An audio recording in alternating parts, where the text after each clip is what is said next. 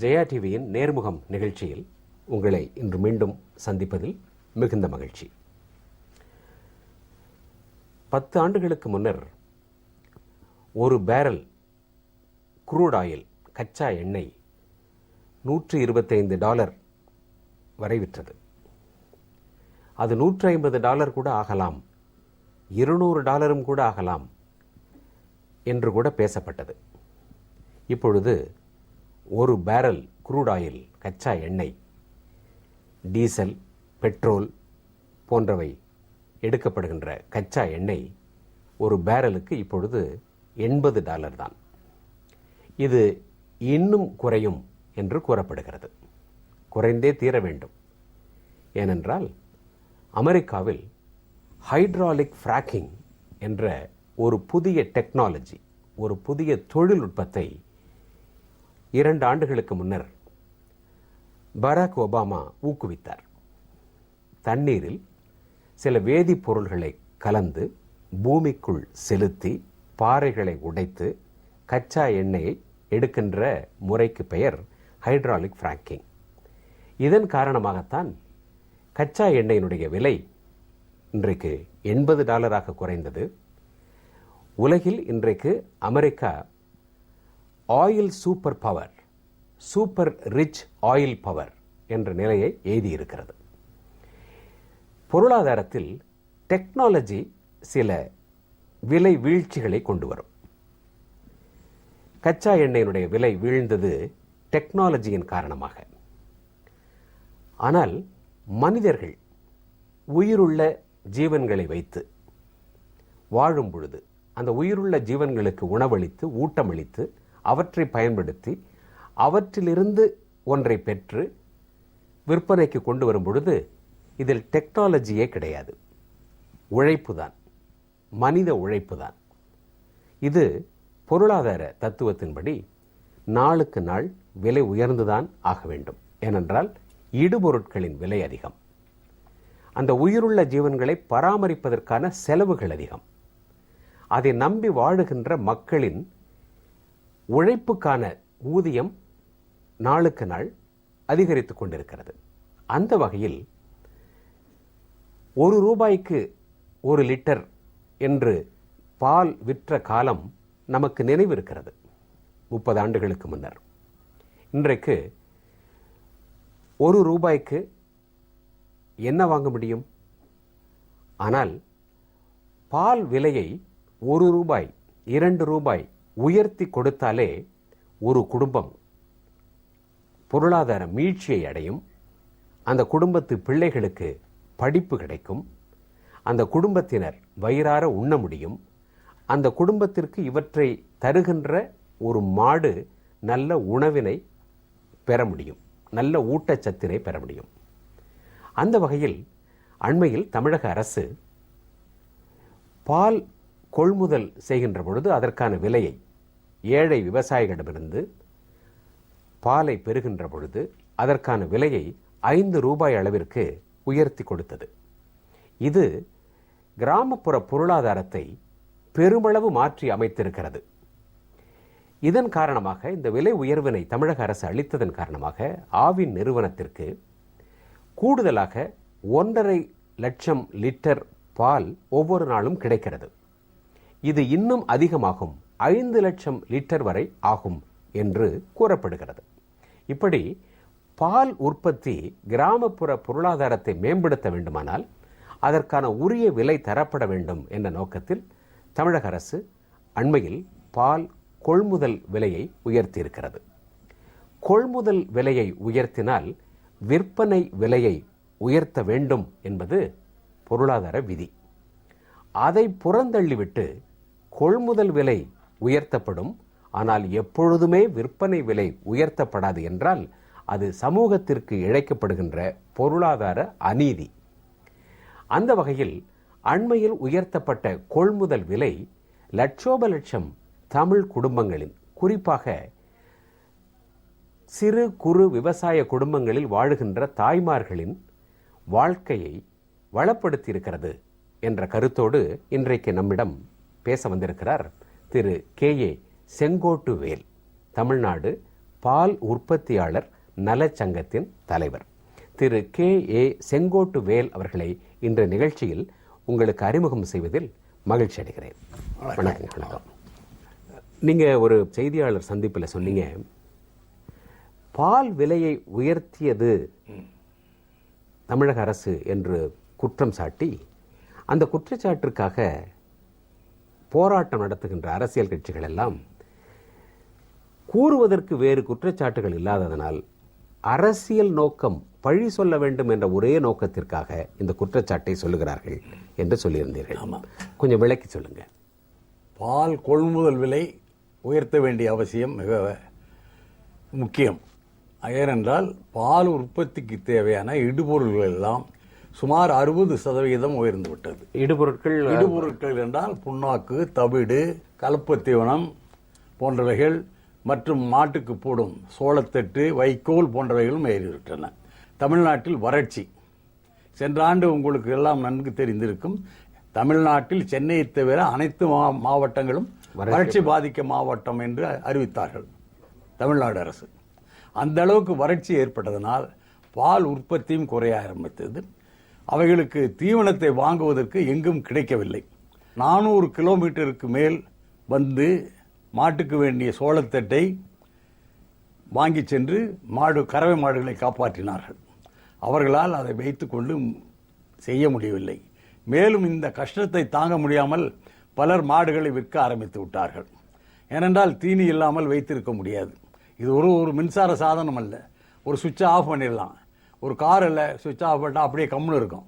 ஆனால் இதுக்கு பால் கறக்குதோ கறக்கலையோ தினம் 3 வேளையும் அதுக்கு உணவு கொடுத்து தான் ஆகணும். எப்படி நம்ம 3 வேளை சாப்பிட்றோமோ அதே மாதிரி மாட்டுக்கு கொடுக்கணும். அது அந்த உணவை பார்த்து கொண்டு ஒரு விவசாயியால் எப்படி அது மாட்டை பட்டினி போட்டு விட்டு இவன் சாப்பிடுவான் பழக்கமே கிடையாது.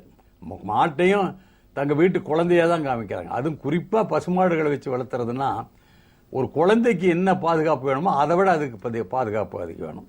அதே மாதிரி கறவை மாட்டுகளுக்கு காலையிலையும் தீவனம் போடணும், மத்தியானமும் போடணும், இரவும் போடணும். படுக்க போகிற போதும் போடுவாங்க. சில பேர் இரவில் ராத்திரி 2 மணி கூட எந்திரிச்சு மாட்டுக்கு கொஞ்சம் தீவனம் போடணும். அந்த தீவனம் குறையாத போட்டால் தான் அடுத்த நாள் அந்த பால் குறையாத வரும். அதனால் அதை பராமரிக்கிறது ரொம்ப கஷ்டமான தொழில். அதை அவங்க குழந்தை போல வச்சிருக்கிறாங்க. இந்த உற்பத்தியிலே அவர்கள் படும் கஷ்டம் இருக்கிறதே, அது மிக கஷ்டம். அதனால் இந்த கஷ்டமெல்லாம் நிலம் வந்ததுனால தான் தமிழ்நாட்டில் பால் உற்பத்தியை குறைய ஆரம்பிச்சது சமயத்தில் இடுபொருள்கள் விலையும் ரொம்ப ஏறி போச்சு. அதனால் தனியாரெல்லாம் கொஞ்சம் விலை அதிகம் கொடுத்து வாங்க ஆரம்பித்தாங்க. அரசாங்கம் 1/1/2014 என்று நாங்கள் கோரிக்கை 2 வருஷமாக வச்சுக்கிட்டே தான் இருக்கோம். அதற்கப்புறம் 1 லிட்டருக்கு கொள்முதல் விலையை 3 ரூபாய் ஏற்றுனாங்க. அந்த 3 ரூபாயை ஏற்றிட்டு விற்பனை விலையை ஏற்றுங்கன்னு நான் அதிகாரிகிட்ட எல்லாம் கேட்டுக்கிட்டேன். ஆவினில் ஓரளவுக்கு சரி பண்ணலான்னாங்க. ஆனால் நடந்தது என்ன? இந்த 10 மாதங்களாக 25 லட்சம்னா ஒரு நாளைக்கு 3 ரூபானா 75 லட்சம், ஒரு மாதத்துக்கு 22.5 கோடி, 10 மாதத்தில் 225 கோடி நஷ்டம் ஏற்பட்டிருக்குது. அதை அப்போ செஞ்சுருந்தாங்கன்னா இந்த நஷ்டம் ஆவின் நிர்வாகத்துக்கு வந்திருக்காது. ஒவ்வொரு மாவட்ட ஒன்றியங்களும் நஷ்டத்தில் ஈடுபட்டிருக்காது. அதுக்கப்புறம் தான் அது ஜனவரியில் கொடுத்தாங்க. நவம்பர் 1 ஜனவரி மாதத்தில் தமிழ்நாடு அரசு பால் கொள்முதல் விலையை லிட்டர் ஒன்றுக்கு 3 ரூபாய் உயர்த்தி கொடுத்தார்கள். அப்பொழுது உயர்த்தப்பட்டது, இப்பொழுது மீண்டும் 5 ரூபாய் உயர்த்தப்பட்டிருக்கிறது. கொள்முதல் விலை உயர்த்தப்பட்டிருக்கிறது. ஆக கொள்முதல் விலையாக 8 ரூபாய் கடந்த 10 மாதங்களில் கூடுதலாக தரப்பட்டது. ஆமாம், அது சரியான கணக்கு. கொள்முதல் விலையாக 8 ரூபாய் கொடுத்தார்கள். விற்பனை விலையை 2 ரூபாய் சேர்த்து 10 ரூபாய் ஏற்றிருக்கிறார்கள். எனவே கொள்முதல் விலை 8 ரூபாய் தரப்பட்டு அதிலும் அந்த 3 ரூபாய் கொள்முதல் விலை உயர்வு தரப்பட்ட பொழுது கூட பொதுமக்கள் மீது ஏற்றவில்லை. ஜனவரியில் கொள்முதல் விலை 3 ரூபாய் உயர்த்தப்பட்டது. இப்பொழுது 5 ரூபாய் உயர்த்தப்பட்டிருக்கிறது. 10 மாதங்களில் 8 ரூபாய் அளவிற்கு கொள்முதல் விலை உயர்த்தப்பட்டிருக்கிறது. ஆனால் இப்பொழுதுதான் 10 ரூபாய் அளவிற்கு பாலினுடைய விற்பனை விலை அதிகரிக்கப்பட்டிருக்கிறது. இந்த கொள்முதலுக்கும் விற்பனைக்கும் இடையே நிறைய நடவடிக்கைகள் இருக்கின்றன. பாலை கொண்டு வருவது, அதை பதப்படுத்துவது, பாதுகாப்பது, விற்பது, விற்பனை செய்பவர்களுக்கு முகவர்களுக்கான ஊதியத்தை கமிஷனை தருவது என்று பல்வேறு நடவடிக்கைகள் இருக்கின்றன. எனவே இந்த கொள்முதல் விலையை ரூபாய் அளவிற்காக விற்பனை விலையாக உயர்த்திய பொழுது இடையில் பல்வேறு மற்ற நிர்வாக செலவுகள் இருக்கின்ற பொழுதிலும் ரூபாய் மட்டுமே கூடுதலாக வைத்து தரப்படுவதை எதிர்ப்பதென்பது வெற்று அரசியல் கோஷம் என்று சொல்கிறீர்கள். அப்படித்தான் பல டிவி அறிக்கைகளிலும் பத்திரிகைகளிலும் நாங்கள் சொல்லிக் கொண்டே வருகிறோம். தமிழ்நாட்டிலே அப்படி சொல்வது எங்களுடைய சங்கம் ஒன்றுதான். நான் தான் வெளிப்படையாக சொல்லுகிறேன். இது நியாயம். இந்த 2 ரூபாய் விலை அதிகம் என்று யாரும் சொல்ல முடியாது. ஏனென்றால் அதுக்கு மத்தியில் செலவு இருக்கு. இன்னைக்கு தனியார்லாம் பார்த்தீங்கன்னா அவங்க கொள்முதல் விலையை விட நான் 8 ரூபா 10 ரூபா அதிகம் வச்சு விற்கிறாங்க. இன்னைக்கு கூட விற்பனை விலையை 24 ரூபாய்க்கு விற்றாங்க 1 லிட்டர். இது டோன்டு மில்க்னு சொல்லுவாங்க. அதே பாலை இந்த 1ஆம் தேதிக்கு மேலே அக்டோபரில் 38 ரூபாய்க்கு விற்றாங்க. அப்போவும் தமிழ்நாடு அரசு அதை 34 ரூபா தான் பண்ணாங்க. தனியார் பால் விற்பனை அளவுக்கு இவங்க ஒசலை மக்களுக்கு அரசாங்கங்கிறதுனால பண்ணாங்க. ஆனால் அதே சமயத்தில் இந்த ஆட்சி வந்து மக்களுக்கு நன்மை செய்ய வேண்டும், மக்கள் பாதிக்கப்படாதுங்கிற ஒரே காரணத்துக்காக தான் அந்த விலையை 4 ரூபா குறைச்சி விட்டாங்க. அதனால அது இந்த பால் செலவு என்னன்னு கேட்டிங்கன்னாங்க, முதல்ல கிராம சங்கம், அங்கே 2 பேர் வேலை செய்வாங்க, அவங்களுக்கு சம்பளம் கொடுக்கணும். அங்கே ஒரு கட்டடம் வேணும், அங்கே ஒரு ஆஃபீஸ் வேணும், அவங்களுக்கு பால் வாங்குறதுக்கு வேணும் உபகரணங்கள்லாம் ஒரு பெரிய செலவு. அதை விட்டா அந்த பாலை லாரியில் எடுத்துகிட்டு போகணும், எங்கே ஒன்றியத்திற்கோ இல்லை பால் குளிரூட்டும் நிலையத்திற்கோ, அது ஒரு செலவு. அந்த குளிரூட்டும் நிலையத்தில் போனால் பாலை குளிர் ஊட்டணும். சாதாரணமாக 30 டிகிரி சென்டிகிரேட் இருக்கும், அதை 4 டிகிரி குளிர் ஊட்டணும். அது ஒன்று. பெரிய மின்சார செலவு, மின்சார செலவு, டீசல் ஆயில், ஃபர்னஸ் ஆயில் செலவு. அதை விட்டு இன்னும் கொஞ்சம் பெரிய டைரிக்கு, மாவட்ட அளவில் இருக்கும் டைரிக்கு போனால் அந்த பாலை பதப்படுத்தணும், அதுக்கும் பெரிய செலவு. அப்படி பால் அதிகம் போனால் அந்த பாலை பவுடர் ஆக்கணும். பவுடர் ஆக்கும்போது அதுக்கு இன்னும் செலவு அதிகமாகும். பவுடர் விலை அப்பப்போ ஏற்ற இறக்கத்துக்கு ஏற்பட்டது. ஒரே நிரந்தரமாக வர்றது இந்த லிக்விட் மில்க், பாலாக விற்கிறது தாங்க தொழிலில் லாபகரமாக இருக்கும். சில சமயத்தில் விவசாயிகிட்ட இருந்து அதிகம் பால் வந்துட்டாங்கன்னா பவுடர் பண்ணுவாங்க. பால் குறைவாக வந்து அந்த பவுடரை மீண்டும் தண்ணியை வச்சு கலைச்சி அந்த ஸ்டாண்டர்டு, அந்த இத்தனை சதவீத தரப்படுத்தணும். அதனால இந்த செலவுகள்லாம் இருக்குதுங்க. பால் உற்பத்தி என்பது தமிழ்நாட்டை பொறுத்தவரையிலையும், எப்படி தமிழ்நாட்டில் ஒரு சராசரி விவசாயி என்பவர் 2 ஏக்கருக்கு குறைவாக வைத்திருக்கக்கூடிய சிறு குறு விவசாயி தான். ஆமாங்க. அதுபோலதான பால் உற்பத்தியாளர்களும் தமிழ்நாட்டில் பெரிய பால், ஐரோப்பாவில் இருக்கிற மாதிரி, நியூசிலாந்துல, ஆஸ்திரேலியாவில் இருக்கிற மாதிரி பெரிய பால் நிறுவனங்களுக்கான ஆயிரக்கணக்கான கறவை மாட்டுகளை வச்சு பால் கறந்து விற்கிறவங்களே தமிழ்நாட்டில், இந்தியாவிலேயே கிடையாது. ஏன் அப்படி ஒரு இண்டஸ்ட்ரி வளரல? ஒரு இண்டஸ்ட்ரி வளர்றதுனாங்க, பெரிய கார்பரேட் கம்பெனி எல்லாம் இருக்குது, அவங்களுக்கு முதலீடு செய்யறது கவலையே இல்லை பணத்தை பத்தி. தாங்கள் உற்பத்தி செய்து அதை பதப்படுத்தி அதை பாக்கெட் போட்டு அதை விற்பனை செய்து அப்படி லாபம் பார்க்கல. இதுல கறவை மாட்டை வச்சுக்கிட்டு பெரிய மெஷினை போட்டு பாலை கறந்து விற்கிறதே கிடையாது ஒருத்தர் கூட. மேற்கத்திய நாடுகள்லயோ அல்லது அமெரிக்காவிலேயோ அல்லது ஆஸ்திரேலியா, நியூசிலாந்து நாடுகள்லயோ இருக்கிறது போல ஒரு பெரிய மாட்டு பண்ணை, 10,000 மாடு என்று உள்ள ஒரு மாட்டு பண்ணை வைத்து அதை நிறுவனமாக்கி சீஸ் உற்பத்தி செய்வதும் பால் உற்பத்தி செய்வதுமாக இங்க கிடையாது. யாருமே கிடையாது. தமிழ்நாட்டில் யாருமே கிடையாது. வட இந்தியாவில் கூட பெருசா ஒன்றும் இல்லை, இருந்தா தெரிஞ்சிருக்குங்க. எல்லாரும் பால்ல இருந்து தான் பண்றாங்க. அவங்க எல்லாம் கூட அது வைக்கிறது இல்லை. கிராமத்தில் போய் பாலை வாங்கிட்டு வந்து வச்சு அவங்க பதப்படுத்தி லாபம் அடிக்கிறாங்களோ ஒழிய அவங்களாம் இன்னும் இல்லை. அந்த அளவுக்கு பால் விலை, கொள்முதல் விலை உயரணும். இன்றைய அளவுக்கும் தமிழ்நாட்டில் அல்லது இந்தியாவில் பால் விலை குறைவாக இருப்பதற்கு காரணம், இந்த பால் உற்பத்தியில் ஈடுபடுகின்ற விவசாயி அதை ஒரு பண சுழற்சிக்கான ஒரு அமைப்பாக, ஒரு தொழிலாக பார்க்கிறாரே தவிர, அதுல தான் முதலீடு செய்கின்ற தன்னுடைய உழைப்புக்கான பணத்தை அதுலேருந்து எடுக்க ஆரம்பிக்கல. இல்லை, முதல்ல அந்த மாடு அது கட்டுறதுக்கு ஒரு இடம் வேணும், அது கட்டுறதுக்கு ஒரு ஷெட்டு வேணும், அதுக்கு தண்ணி வேணும், தட்டு வேணும், புல்லு வேணும், அதுக்கு உழைக்கிறதுக்கு வேணும், மாட்டை பிடிச்சி கட்டணும், மேய்க்கணும். இதெல்லாம் பண்ணுறதுக்காக கணக்கு போடுறதே கிடையாது. எவ்வளவு புண்ணாக்கத்தோடு போடுறோம், எவ்வளவு தட்டு புல்லு போடுறோம், அதுக்கு சரியா இருக்குதா, இது வந்தால் போதும். இந்த தொழில் சுய தொழில், விவசாயத்துக்கு இணைஞ்ச தொழில், உற்பத்தி பண்ணும்போது தட்டு புல்லெல்லாம் கொஞ்சம் வருது. அதையெல்லாம் கணக்கு போடாத இருக்கிறதுனால தான் இன்னைக்கு பால் வருது. இல்லைன்னா பாலே வராது. இதற்கெல்லாம் ஒரு கணக்கு போட்டு உற்பத்தி செலவு இவ்வளவு என்று கணக்கு போட்டு அது விற்பனை செலவு இவ்வளவு, விற்பனை விலை இவ்வளவு என்று வைத்தால் பாலே கொள்முதல் பண்ணவே முடியாது. இன்னைக்கு முடியாதுங்க. இன்னைக்கு உற்பத்தி செலவு நாங்கள் கணக்கு போட்டு அரசாங்கத்திட்ட கொடுத்துருக்கிறோம். நாங்கள் 1 லிட்டருக்கு 34 ரூபாய் 80 காசு ஆகுது. 1 லிட்டர் பால், பசும்பால் உற்பத்தி பண்ண, எருவு பால் இல்லை பசும்பால் அப்படின்னு கணக்கு போட்டு கொடுத்தோம். கேட்டாங்க அதிகாரிங்க, நாங்கள் போட்டு கொடுத்தோம். எல்லாம் விசாரிச்சு அதெல்லாம் போட்டு பார்த்தாலும் நீங்கள் கொடுத்த கணக்குகள் தவறு அப்படின்னு சொல்ல நாடு முழுவதுமே, அதில் குறிப்பாக தமிழ்நாட்டில்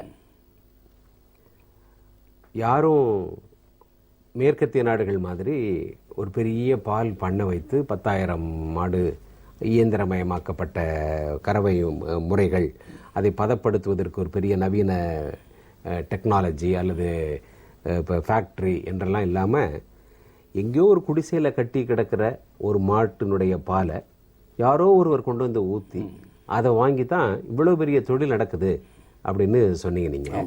தமிழ்நாட்டில் ஒரு ஒரு ஆவரேஜ், ஒரு சராசரியான பால் உற்பத்தியாளருங்கிறவங்க யாரு? இந்த 20 லட்சம் 22 லட்சம் விரைவில் 25 லட்சம் லிட்டர் பால் ஆவினோம், இதே அளவிற்கு மற்ற நிறுவனங்களும் விட 3 மடங்கு தனியாரும் வாங்குறாங்க. அவங்க எல்லாம் யார்? இந்த உற்பத்தியாளர்கள்லாம் யாரு? அவர்களுடைய ப்ரொஃபைல் என்னவா இருக்கும்? உற்பத்தியாளர்கள்லாம் கிராமத்தில் இருக்க சிறு குறு விவசாயிகள், விவசாய தொழிலாளர்கள். அவர்கள் இந்த தொழிலை ஏன் செய்கிறேன் என்றால், விவசாயத்திலே எந்த ஒரு தொழிலை செய்தாலும் நாங்கள் நெல் நடுகிறோம் என்று வைத்துங்கள், 4 மாதம் 5 மாதம் கழித்தான் அறுவடைக்கு வரும். அதற்கு முன்னர் அதுக்கு முட்டு வலி போட வேண்டும். அதே போல கரும்பு என்றால் 1 வருஷம் கழித்து தான் வரும். கிழங்கு என்றால் 10 மாதம் கழித்து. எந்த மகசூலும் எங்களுக்கு ஒரு பெரிய இடைவெளி விட்டு நாங்கள் முதலீடு செய்து அப்புறம்தான் கிடைக்கும். ஆனால் அந்த பால் வெட்டமும் சிறிதளவு வருமானம் என்றால் தினம் வருகிறது. நாங்கள் இது அந்த ஏழைகள் காப்பது என்றால் அவர்களுக்கு இந்த சிறிய வருமானம் ஒரு பெரிய தொகை. வீட்டுக்கு வேணுங்கிற சாமானம் வாங்கிட்டு வரணும், மாட்டுக்கு வேணுங்கிற கலப்பு தீவனம் வாங்கணும், அதெல்லாம் தினம் காசு பார்க்கறது இந்த ஒரு தொழில். அதனால தான் இந்த தொழிலில் இருக்கிறாங்க. குறைவாக இருந்தாலும் இதை விட்டுட்டு போக முடியாதுங்க. எங்ககிட்ட வருமானமே கிடையாதுங்க. விவசாயிகளுடைய நிலைமை இந்த பால் அதை கொடுக்குது. எங்கள் உழைப்புக்காக காசு இல்லைன்னாலும் அது கொடுக்கறதுனால தான் இந்த தொழில் இந்த அளவாவது இருக்குது. அதுதான் முக்கியம். இந்த ஏழைகளை காப்பாற்றுறது இந்த பால் தான். கிராமத்தில் இன்னைக்கு காப்பாற்றுறது நல்ல பால். அம்மா இப்போ விலை ஏற்றுனாங்க.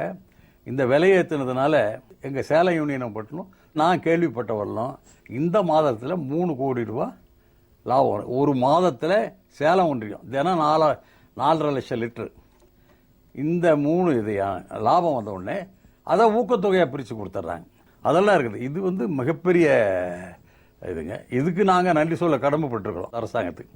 இல்லை, இந்த பால் உற்பத்தியாளர்கள் இருக்காங்க, இந்த பால் உற்பத்தியாளர்கள் அவர்களுடைய பொருளாதார நிலைமை எப்படி இருக்கும்? மாட்டை வச்சு தான் வாழ்கிறாங்க. மீதி வருமானமெல்லாம் நான் சொன்ன மாதிரி 3 மாதம் 4 மாதம் காத்துக்கிட்டு இருக்க முடியாதுங்க. ஆனால் இது கொஞ்சமாக வந்தாலும் தினம் வருது. அதனால் அவங்க வாழ்க்கையை இதை சுற்றி தான் இருக்குதுங்க. அதனால தான் இந்த 8 ரூபாய் விலை மிகப்பெரிய இதுங்க. இந்த 8 ரூபாய் விலைன்னா 20லிருந்து 28 பண்ணாங்க.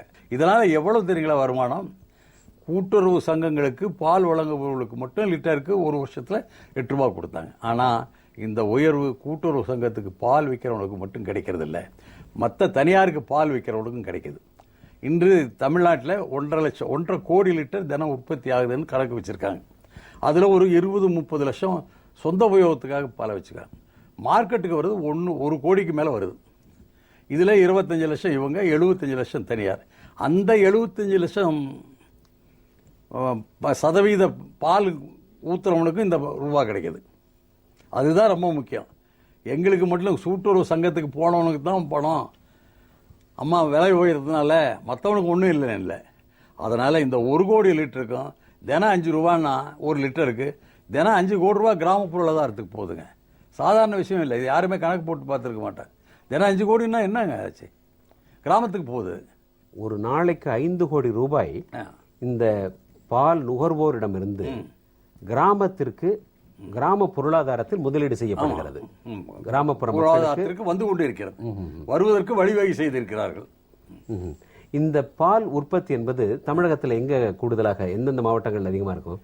அது கோயம்புத்தூர், சேலம், கிருஷ்ணகிரி, தருமபுரி, வடார்காடு, தென்னார்காடு, திருச்சி, மதுரை, திருச்சி வரையிலும் நல்ல பால் உற்பத்தி. மதுரையில் அந்த மாவட்டத்துக்கு வேணுங்கிற பால் தான் உற்பத்தி பண்றாங்க. எப்பொழுதுமே திமுக ஆட்சி காலங்களில் பால் கொள்முதல் விலை என்பது மிக குறைந்த அளவு தான், பேரளவுக்கு தான் உயர்த்தப்பட்டிருக்கிறது. அதற்கு ஏற்ப பாலினுடைய விற்பனை விலை உயர்த்தப்படவில்லை. இதனால நேரடியாகவும் மறைமுகமாகவும் பால் உற்பத்தி செய்கின்ற ஒரு சாதாரண எளிய தமிழக விவசாய குடும்பத்திற்கு உரிய வருமானம் போய் சேராமலேயே இருந்து வந்திருக்கிறது. முதலமைச்சர் செல்வி ஜெயலலிதா அவர்கள் தன்னுடைய ஆட்சி காலம் முழுவதும் ஒவ்வொரு முறையும் இந்த பால் விற்பனை செய்கின்ற ஆவின் நிறுவனத்திற்கு கூடுதலாக மானியம் கொடுத்து இந்த பால் விற்பனை செய்கின்ற ஆவின் நிறுவனத்தினுடைய பொருளாதாரத்தை சரி செய்து இதை இழப்பிலிருந்து காப்பாற்றி வந்திருக்கிறார். இந்த நடவடிக்கைகளை கடந்த காலங்களில் அவர் எப்படி செய்திருக்காரு சொல்லுங்க. 1991 அம்மா ஆட்சிக்கு வந்தாங்க. அப்போ ஆவின் பெருத்த நஷ்டத்தில் இருந்தது. அப்போ ஒரு 28 கோடி ரூபாய் ஆவினுக்கு அரசாங்கம் கடன் கொடுத்தது. அதை இவங்க கட்டினாங்க. இவங்க வந்த உடனே என்ன பண்ணாங்கன்னா, விற்பனை விலை கலைஞர் அதற்கு முதல் நாங்கள் போராடி எங்களுக்கு கொள்முதல் விலையை கொடுத்தா கூட விற்பனை விலையை உயர்த்தாதனால தான் ஆவினுக்கு அந்த நஷ்டம். அதுக்கப்புறம் இவங்க வந்தாங்க. வந்த உடனே ஒரு லிட்டருக்கு 2 ரூபா விலை ஏற்றினாங்க. விலை ஏற்றிட்டு அதில் 1 ரூபா 50 காசை ஆவின் நிர்வாக செலவு, ஏன்னா அந்த அளவுக்கு ஆவின் நஷ்டத்தில் இருந்தது, ஒட்டி எங்களுக்கு 50 பைசா தான் கொடுத்தாங்க. அப்புறம் மறுபடியும் இந்த 91 96 மறுபடியும் 1 ரூபா கொடுத்தாங்க. அப்போ நாங்கள் ஏன் போராடலன்னு கூட சில பேர் கேட்குறாங்க. அப்போ அந்த 5 வருஷத்துலேயும் 10% தான் இடுபொருள் விலை ஏறிச்சு. அப்புறம் 96 போச்சுங்க. அப்புறம் கலைஞர் ஆட்சி வந்தது. அப்புறம் 2011 வரல அவங்க இருந்தாங்க.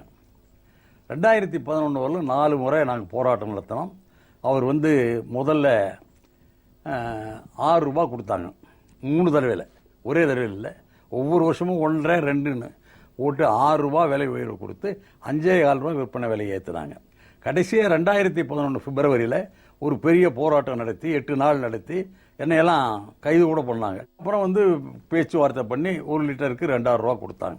அந்த 2000 ரூபாயும் விற்பனை விலையில் ஏற்றலை. திமுக ஆட்சி காலத்தில், திமுக ஆட்சியில் அவர் ஏற்றவே இல்லைங்க. அந்த விற்பனை விலையை ஏற்றாதவே அம்மா 2011 நவம்பர் மாதம்தான் விலையை ஏற்றுனாங்க. 1 லிட்டருக்கு விற்பனை விலையை 6.25 ரூபா ஏற்றுனாங்க. கொள்முதல் விலையும் 2 ரூபா ஏற்றி கொடுத்தாங்க. எப்பவுமே அம்மா இருக்கிற ஆட்சி இருக்கிற காலத்தில் ஆவின் நல்லா லாபகரமாக நடந்தது. கலைஞர் காலத்தில் லாபகமாக நடக்காது.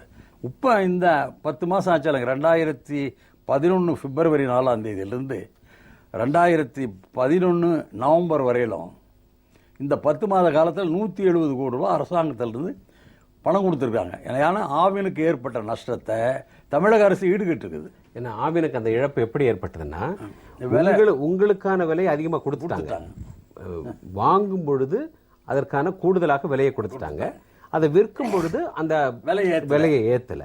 அதனால ஏற்பட்ட இழப்பை அரசு பணம் கொடுத்து அதை சரி செய்து. இந்த 10 மாத காலத்தில் விலையை ஏற்றாமலேயே இருந்து இப்பொழுது விலையை ஏற்ற வேண்டிய நிலை ஏற்பட்டு 10 மாத காலத்தில் ஏற்றுனாங்க. 6 ரூபா 25 பைசா ஏற்றுனாங்க. அந்த நஷ்டத்தை சரி கேட்டேன். அது 2011 நவம்பர், இன்னைக்கு 2014 நவம்பர். 3 வருஷத்தில் 2 வருஷம் கழிச்சு 2014 1ஆம் தேதி தான் 3 ரூபாய் ஏற்றுனாங்க. அப்போ விற்பனை விலையை ஏற்றலை. இப்போ 2014 நவம்பரில் இப்போ 5 ரூபாய் ஏற்றிருக்காங்க. அதுக்கு தகுந்த மாதிரி விற்பனை விலையை உயர்த்திருக்கிறாங்க. ஆவின் இப்போல்லாம் நஷ்டத்திலேயே நடக்காது இனிமேல். எதிர்கட்சிகள் எல்லோருமே பால் விலையை உயர்த்தி விட்டார்கள் என்று ஆங்காங்கே போராட்டம் நடத்தினாங்க. அந்த போராட்டத்திற்கு எந்த அளவிற்கு மக்கள் ஆதரவு இருந்ததுங்கிறது தெரியும் நமக்கு. மக்கள் அதை ஒரு பொருட்டாக பார்க்கவில்லை. ஆனால் இந்த போராட்டத்தை அவர்கள் நடத்தினார்கள். இதனுடைய பொருளாதாரம், நீங்கள் இப்போ சொல்லுகின்ற இந்த புள்ளி விவரங்கள் எதை பற்றியும் கவலைப்படாமல் அவர்கள் ஒரு போராட்டம் நடத்த வேண்டும் என்பதற்காக ஒரு போராட்டத்தை நடத்தினார்கள். 1 கோடி லிட்டர் பாலை உற்பத்தி செய்கின்ற அந்த ஏழை, மிக ஏழை, நடுத்தர ஏழை விவசாயி இந்த பால் விலை உயர்வு, அவர்கள் நடத்துகின்ற போராட்டம், இதை பற்றி என்ன நினைக்கிறார்? அவர்கள் அந்த போராட்டத்தில் மிக தவறு. உற்பத்தி செலவை பற்றி அவர்கள் யாருமே கணக்கில் எடுக்கவில்லை. உற்பத்தியாளர்களுக்கு 5 ரூபாய் கொட்டுவதற்காக இந்த அரசாங்கத்துக்கு பாராட்டு தெரிவித்திருக்க வேண்டும். நாங்கள் விவசாயிகள் தான் தெரிவிக்கிறோம் ஒழிய வேறு எந்த கட்சியுமே உற்பத்தியாளருக்கு கொடுத்தது பெருசாக ஒன்றும் சொல்லல. விற்பனை விலையை உயர்த்தினது தான் பெருசு. 10 ரூபாங்கிறாங்களோ ஒழிய 8 ரூபாயை கொடுத்துட்டு 10 ரூபா உயர்த்தினாங்கிறத யாருமே சொல்றதில்லை. அதனால இந்த அரசியல் கருத்து ஒன்று தான், வேற ஒன்றுமே கிடையாதுங்க. ஆனால் இங்கேயும் இன்னொன்று சொல்கிறேங்க, இந்த விலை உயர்வு நவம்பர் 1ஆம் தேதி ஒன்றாங்கல்லங்க, நவம்பர் 1ஆம் தேதி பார்த்தீங்கன்னா எல்லா மாவட்டங்கள்லையும் நீங்கள் சொல்கிற இந்த 1.5 லட்சம் லிட்டர் அதிகம் வருது. இந்த ஒரு வாரத்தில் வந்தது. இது விலை உயர்வு அறிவித்த ஒரு வாரத்தில் 1.5 லட்சம் லிட்டர் அதிகம் கொள்முதல் வந்திருக்குது. அதனால ஆவினுக்கு மட்டும் தமிழ்நாட்டில் கிராமப்புற பொருளாதாரத்தை வலுப்படுத்துவதற்கும் கிராமப்புற பொருளாதாரத்தை உயிரோட்டமாக வைத்திருப்பதற்கும் பால் உற்பத்தி என்ற இந்த தொழிலை நெறிப்படுத்துவதோடு மட்டுமில்லாமல் பால் உற்பத்தியாளர்களுக்கு சரியான நேரத்தில் அவர்கள் உற்பத்தி செலவை ஈடுகட்டுகின்ற அளவிற்கு தொடர்ந்து கொள்முதல் விலை இருந்தால்தான் கிராமப்புற பொருளாதாரம் வளரும். அது பல லட்சம் பேருக்கு வேலை வாய்ப்பை தரும். எப்பொழுதும் பயிர்களையும் சாகுபடிகளையும் நம்பிக்கிட்டு இருக்கின்ற விவசாயிக்கு கையில் பணப்புழக்கம் இருக்கணும்னா இந்த பால் உற்பத்திங்கிறது ரொம்ப இன்றியமையாதுன்னு சொல்றீங்க. நீங்கள் சொல்றது 100க்கு 100 உண்மைங்க. இந்த பால் விலை உயர்வு மிக பொருளாதாரத்துக்கு ரொம்ப முக்கியங்க. மனப்பூர்வமாக கிராமத்தில் இருக்கிற அத்தனை பேரும் இன்னைக்கு நன்றி சொல்றாங்க. அம்மாவுக்கு நன்றி. அதில் ஒன்றும் பிரச்சனையே கிடையாது. நன்றி, வணக்கம். வணக்கம். நன்றி நண்பர்களே. மீண்டும் நேர்முகம் நிகழ்ச்சியில் சந்திப்போம். அதுவரை ஜெயா டிவியிலிருந்து நெஞ்சார்ந்த அன்பு, நன்றி, வணக்கம்.